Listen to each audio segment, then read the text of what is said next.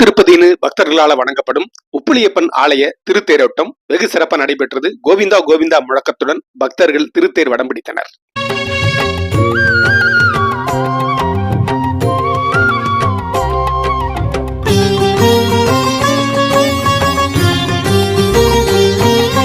Srinivasa Govinda Shri Venkatesha Govinda Bhaktavatsala Govinda భాగ్యశీతల Govinda Govinda Hari Govinda Gokula Nandana Govinda.